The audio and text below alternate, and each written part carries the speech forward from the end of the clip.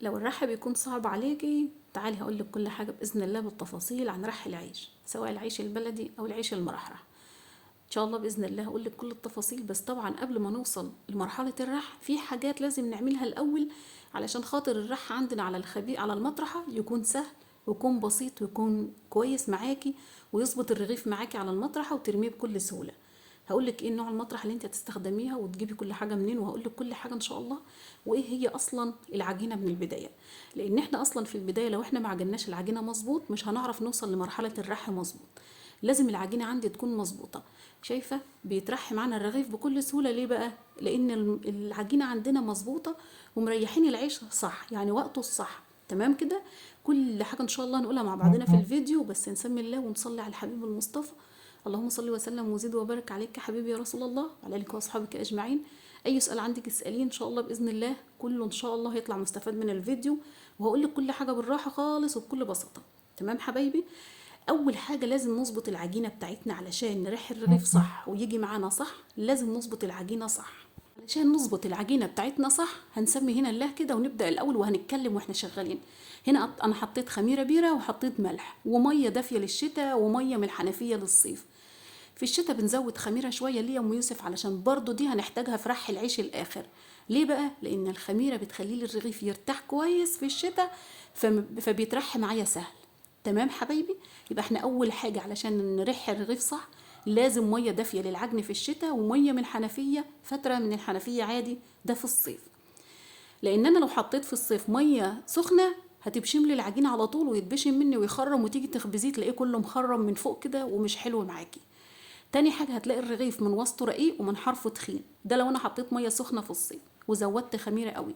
طيب بالعكس بقى في الشتاء، لو انا حطيت مية دافية وزودت الخميرة هتخلي لي الرغيف خامر ومورق من جوه كده وجميل وزي البغاشة وحلو قوي قوي قوي. تمام كده. هنا بقى عجنت العجينة بتاعتي صح وكملتها صح. انا كله عايزة اجيب لك حتة الرح لان عشان تتعلمي معايا الرح. هنا هظبط بس العجينة بتاعتي والدنيا تمام، وقطعت قطعة منها حطيتها ارتاحت وسط. تمام، ارتاحت وسط كده عجينتي مظبوطة. انا في الشتاء لما بعجن العجينة طرية قوي بترد معايا تاني على على الصينية تاني لما اقطعها، انما لما بعجنها ناشفة قوي بتمسك اكتر وبتغلبني في الرح. دي كام حاجة برضو اهو. يبقى انا في الشتاء بعجن العجينة سايبة شوية زي ما انتي شفتي كده، مش سايبة يعني اعملها كده وخلاص، لا، يعني العجينة طرية شوية علشان خاطر لسه هترد معايا تاني في المعون، ولسه هترد معايا تاني على التقطيع في الرح اما اجي اقطعها علشان اخبزها. هنا بقى عجنت العجين بتاعي وظبطته وركنته وسطرناه وغطيته كويس قوي. في الشتاء بنغطيه كويس، في الصيف بنغطيه برضه غطا عادي. وباجي بقى اجهز الحاجه بتاعتي. هنا جبت النخاله بتاعتي والطبليه او الصواني اللي انت هتقطعي عليها ايا كان هو ايه، وبدانا رشينا النخاله بتاعتنا. لما انا ببقى هتعلم برش نخاله بزياده على الصواني. ليه الحته دي يا ام يوسف؟ علشان لما اجي القط الرغيف القطه سهل. تمام. لو النخاله قليله تحت الرغيف اللي انا بقطعه هيغلبني في ان انا القطه من على الحاجه. تمام. زودي نخاله على الصينيه علشان الرغيف تلقطيه سهل. تاني حاجه بقطع الرغيف صغير. طول ما انا بتعلم بقطعه صغير. شوفوا بقى قطعته، شايفه اهي، ايد بتجيب وايد بتودي معايا لما اخليه مدور حلو قوي زي الكحك كده، وارجع احطه على الصينيه عندي. تمام. في الشتاء بقطع الكميه بتاعتي، في الصيف بقطع نصها بس. ليه؟ دي الحته التانية اللي هتخلي لي برضو وش الرغيف قعره رقيق ومن تحت تخين ومخرم من فوق وما يقبش معاكي ابدا. ايه هي يا ام يوسف؟ حته ان انا اقطع الكميه كلها في الصيف والجو حر حواليا والعجين يتبشم مني. حته ان الرغيف مخرم من فوق وتخين من تحت وما يقبش معايا ويكون وسطه رقيق وحرفه تخين فيه لبه عجين كتيره. دي حته ان انا الجو حر على العجين او مسخنه ميه زياده قوي او مزوده خميره في الصيف، او انا سبته لما اتبشم مني بزياده عن اللزوم، ده اسمه العجين مبشوم مني. تمام. تمام. يبقى احنا كده نظبط العجينه بتاعتنا. ووقت الارتياح بتاعها امتى يا ام يوسف؟ بريحها في الصيف بعد ما اقطعها كده، بريحها ربع ساعه بس. وفي خلال الربع ساعه بكون انا شفت المطارح بتاعتي وشفت النشا وشفت الفرن بتاعي غير انبوبه ولا لا، ولا هحمي الفرن واجهزه واصلحه واكنسه كويس وامسحه. كل الكلام ده كله في خلال الربع ساعه. اللهم ارزقنا من واسع فضلك يا رب، اللهم امين.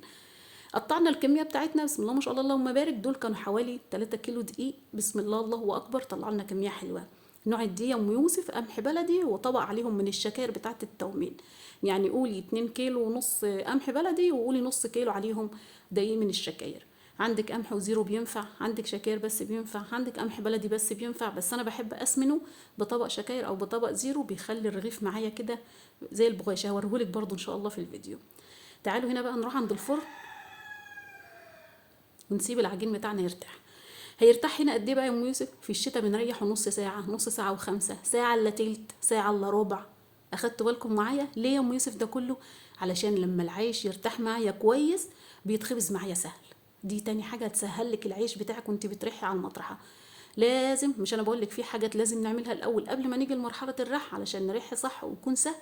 لازم يرتاح العجين كويس معاكي. في الشتاء بنريحه نص ساعه، ساعه الا ربع، نص ساعه وخمسة، المهم انه ما ياخدش، لازم ياخد ارتياحه كويس قوي. علشان شايفه العجين من كنت مقطعه كان الرغيف صغنن قوي، شايفه بدا يرتاح بقى شكله عامل ازاي؟ ما شاء الله اللهم بارك.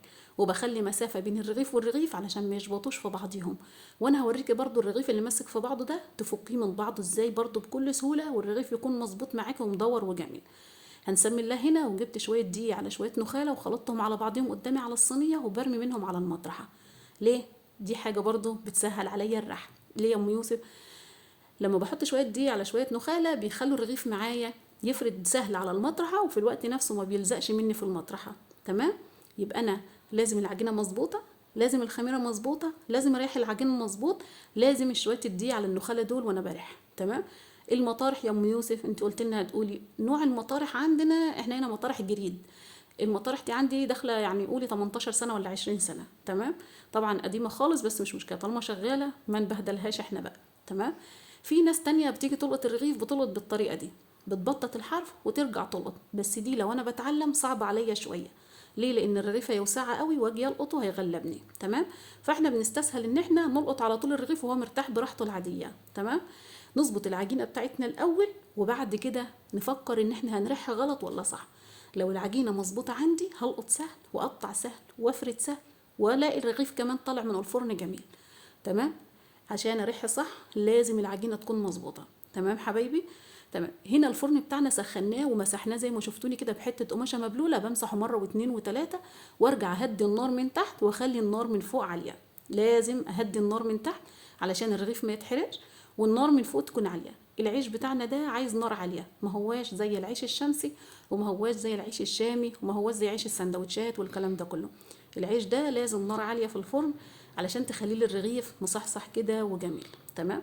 لو انا طيبت على نار هاديه بتخلي الرغيف مقزر معايا.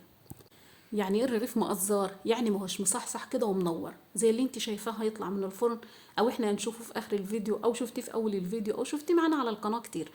لما النار بتكون عاليه للتسويه بيكون جميل، بس طبعا ما اذيش نفسي، ما خليش النار تطلع عليا من حنك الفرن. شايفه الفرن اهو والنار جوه بس عاليه وجميله، وتخلي الرغيف معاكي مسمخ كده ومنور وجميل وحلو قوي زي المتابعين بتوع ام يوسف. ربنا يبارك لي فيكم يا رب، ما يحرمنيش منكم ابدا. تعالي نقلط هنا بالراحه. سمي الله كده ودخلي ايديكي تحت الرغيف. بسم الله الرحمن الرحيم. صوابعك بس اللي تتحرك، والقطي الرغيف وشيلي بقلب جامد، وقطعي الرغيف صغير علشان تشيليه سهل. وبعد ما تتعلم يبقى قطع الرغيف كبير مش مشكله. ليه بريحه على ايدي؟ لحاجتين. اول حاجه بوسع شويه على ايديا علشان يفرد معايا ويكون سهل ويكون بيوسع معايا على طول على المطرحه.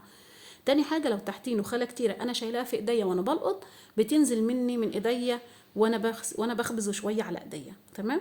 في ناس بتلقط على ايديها وتخبزه لغايه النهايه وترميه في الفرن، بس ده ليه مشكله. ايه هي يا ام يوسف؟ الرده كلها بتنزل مفيش مشاكل، او النخاله.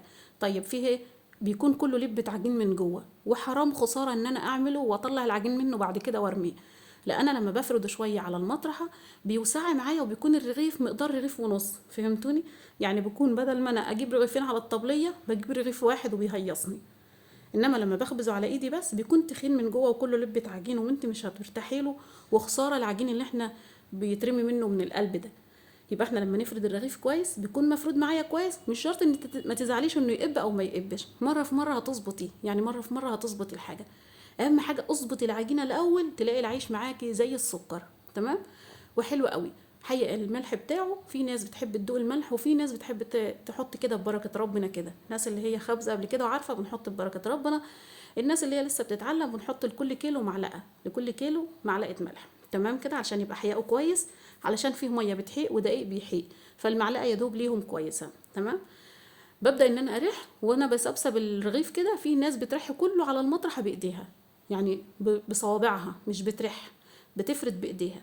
بلقطه من على الطبليه او الصينيه زي ما شفتوا، وببدا ان انا اخبز شويه على ايديا تاني اهو، ببدا كده واخبز شويه على ايدي وارجع ارميه على المطرحه وببدا افرد بايديا بس من الوسط لبره لبره لبره، وببدا اشيله شيله بس ولا اتنين كده وابدا اروح رميه.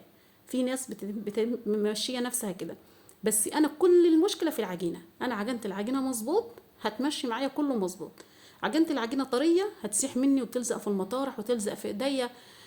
قطعته وسبته فتره بزياده قوي عن اللزوم هيتبشم مني وينقر من على الوش كده ويخرم وشه يشقق وينشف، كل الحاجات دي. احنا بقى منعا لكل ده كده نظبط العجينه والتقطيع بتاعنا نحطه على جنب من غير هوا. وكمان في الصيف ما بنقطعش الكميه كلها لو انا عامله كميه كبيره يعني، تمام. في الشتاء بقطعها عادي، لان في الشتاء بتحب ترتاح براحتها وبتاخد فتره وبتاخد وقت عبال ما بترتاح. بعد كده بقى ان احنا طالما ظبطنا العجينه وريحناها كويس والدنيا تمام بترحي سهل. طبعا بنقطع العجينه صغير علشان تترحي معاكي بسهوله وتكون سهله عليكي. وارمي عادي رغيف براحتك، عادي اتنين براحتك. لما تتعلمي وتبقى شطوره وحلوه تبدأ تعملي خبز كبير وتبدأ تعجني كميات كبيره وكل الحاجات دي. تمام حبايبي؟ تمام. اي سؤال عندك اكتبيه في التعليقات، وان شاء الله باذن الله ربنا ييسر الامر، واللي انت عايزاه ان شاء الله ربنا يحققه لك. ادعي بس ربنا كده وانت بتتعلمي الحاجه، قولي يا رب اقف معايا، يا رب ساعدني، وربنا ان شاء الله يقف معاكي ويساعدك وهتتعلمي كل حاجه. ومره في مره هتتعلمي. مش كله نزل متعلم او مش كله اتوجد متعلم، لا كلنا تعبنا، امهاتنا وتعبنا اللي كانوا بيعلمونا، ولغايه ما اتعلمنا وبقينا شاطرين. طبعا خدنا وقت وخدنا مرحله. وكويس ان انتوا بتتعلموا مثلا من حته زي فيديو او واحده بتسجل حاجه زي كده على يوتيوب او فيس او الحاجات دي. كويس ان انت بتلقطي حاجه زي كده ومعلومه وبتتعلمي. احنا كنا بنقعد جنب اهالينا واهالينا يقعدوا جنبينا ويعلمونا. فانتوا برضه ربنا ان شاء الله يساعد معاكم. ادعوا بس ربنا كده يقف معاكي ويساعدك ان شاء الله. ربنا يسهل لك كل حاجه وهتعملي احلى عيش باذن الله، وربنا ييسر لك امرك ويصلح لك حالك ان شاء الله. تمام. بنكمل بقى طبعا كل كمياتنا زي كده بالظبط لغايه ما بنخلص. وبنبدا ان احنا بعد ما بنخلص بنسيبه يبرد خالص على مطرحتين او صينيتين او على سرير على ملايه نظيفه في مكان نظيف. ونبدا ان احنا بعد ما يبرد خالص، في ناس بتحب تشقه نصين وتحطه في شنطه في الفريزر، وفي ناس بتحب تحطه سليم. كل واحد طبعا وليه ذوق في الحاجه بتاعته. تمام. بنكمل نفس الشكل. اهم حاجه ان العيش يبرد عندك كويس قبل ما تخزنيه. هنا هنيجي الرغيف ده كمان، تعالي ده لازق في بعضيه اهو. هبدا ان انا اقرب النخاله عليه اهو. بجيب كميه نخاله بسيطه من هنا وكميه من هنا بجوز صوابع بس، وابدا امسك الجوز صوابع في بعض واقرط جامد كده بس. خلاص على كده. وابدا القط الرغيف برضو، وابدا اريح على ايديا دقيقه برضو بحيث ان النخاله اللي تحتيه زياده اهي بتنزل من ايديا اهي زي ما انتم شايفين. وابدا احطه على المطرحه وافرد بس الحروف، ما باجيش للنص. لو انا هخبزه كله وبتعلم ان انا اخبزه كله على المطرحه، هبدا افرد من كل الجوانب مفيش مشاكل. العيش مش هيلزق معاك، احنا مقطعينه على زيت ما تخافيش. وزودي زيت وانت بتقطعي علشان الرغيف ما يبقاش لازق معاكي ويغلبك. تمام. لما بتقطعيه على زيت وشه ما بينشفش معاكي ابدا. بس اهم حاجه تحطيه في مكان جوه ما يكونش فيه هواء ولا شمس ولا الحاجات دي كلها. ماشي. طول ما العيش بعيد عن الهواء والشمس طول ما العيش ما يشفش معاكي ابدا ولا يقشفش معاكي ابدا. بس اهم حاجه في الصيف ساعد ما بقطع ما بستناش فتره طويله واطيب علشان الجو حر حواليا مع الخميره اللي في العيش بتخليه يتبشم مني على طول ويبوظ. خساره. تمام. هنا في الشتاء ما شاء الله تعلمي في الشتاء. تعليم الشتاء كويس بيخليكي تخبزي براحتك وتعملي براحتك ما بتغلبيش. اما في الصيف عايزك تجدعني علشان تلحقي تخلصي الكميه بتاعتك قبل ما الحر يجي عليكي جامد وتتبشم منك وتبوظ. يعني ايه تتبشم للناس اللي معانا؟ علشان خاطر في ناس بتسأل اسئله كده. تتبشم دي يعني الرغيف يخرم منك من على الوش كده ويرق خالص ويبقى يعني انت اصلا ما بيبقاش مظبوط معاك، انت ما تبقاش مرتاحه له. تمام. ويكون رقيق قوي من النص وتخين من الحروف والكلام ده كله. تمام. ما شاء الله العيش جميل وعيش حلو قوي بسم الله ما شاء الله. وكلكم ربنا يديكم الصحه، كلكم شاطرين وكلكم حلوين وتعلمتوا معانا حاجات كتير على القناه. ما شاء الله الجبنه والزبده والدهن اللي سيحناه وحولناه لسمنه بلدي وكل الحاجات دي كده. ما شاء الله عليكم انتوا شاطرين وحلوين. ربنا يا رب يجازيكم خير ويصلح حالكم يا رب. وكل واحد يجازيك خير على شغله وعلى تعبه وعلى حاجته. شدوا حيلكم بس كده وان شاء الله تتعلموا الخبيث كمان وتعملوا احلى حاجه. احنا معانا ناس كتيره ما شاء الله اللهم بارك اتعلمت وبقت شاطره وبقت حلوه قوي. خدي بالك بس من الرح، اهم حاجه اظبطي العجينه بتاعتك في الاول والارتياح. شايفه العيش ما شاء الله من اول رغيف لاخر رغيف ما تلاقيش وشه ناشف. ليه؟ لان انا قطعته في مكان على جنب جوه ما فيهوش هوا ولا فيهوش شمس. تمام. طول ما تقطعي العيش في مكان على جنب جوه، ولما تحتاجي الصينيه هاتيها. انا دول انهم 3 كيلو بس، قطعتهم على الطبليه دي، ما احتجتش لصواني تاني. شلت الطبليه دخلتها جوه على جنب. لما حميت الفرن بتاعي براحتي والنص ساعه بتاعي عدى براحتي وكل ده، ولقيت الرغيف ما شاء الله قعد مكانه كده وارتاح، بدأت شلت الطبلية وجبتها عند الفرن وبدأت خبيزة على طول. تمام. ما تحطيش عيشك بره في المدخل او في برسلم او المكان ده كله او بلكونه او فوق سطوح او الحاجات دي كلها، لا. خلي العجين بتاعك في مكان جوه، في اوضه جوه، ولما تحتاجيه هاتي منه صينيه صينيه واخبزي علشان وشه ما ينشفش معك ويفضل باللمعه اللي انت شايفاها دي قبل التسويه وبعد التسويه. نفس الكلام برضو، حبة الدقيق على حبة النخالة ونرش منهم ونلقط نفس الشكل ونكمل نفس الشكل. تمام. اهو بالراحة خالص، وبمسك بايدي اليمين المطرحة والايد الشمال بتبقى سندها من قدام اهو. ممكن انا اخبز الرغيف كله بصوابعي بس ما امسكش المطرحة، يعني ادير المطرحة على ايدي وابدا افرد. بس انا لو هعمل الحتة دي عايزة مطرحة تكون مخرمة ما تكونش مسطحة، لان انا لو المطرحة مسطحة وعملت بنفس الشكل بصوابعي بس النخالة كلها هتبقى تحت الرغيف واجي ارميه في الفرن، النخالة هتتحرق مني وتحرق الرغيف من تحت ويبقى ممرر ويبقى محروق وشكله مش حلو. تمام. اهم حاجة اظبط كمية النخالة تحت الرغيف علشان ما يتحرقش مني تحت الرغيف ويبقى طعمه مش حلو. هبدأ اكمل كل اللي انتوا شايفينه ده كده برضو بنفس الشكل. هبدأ برضو براحتي كده والقط الرغيف لازق في بعضه حبة دقيق او حبة نخالة من الجوانب، وابدأ اقرط الرغيف كويس واقرطه مساوي علشان ما اقرطوش مبوز ويجي الرغيف معايا مبوز. تمام.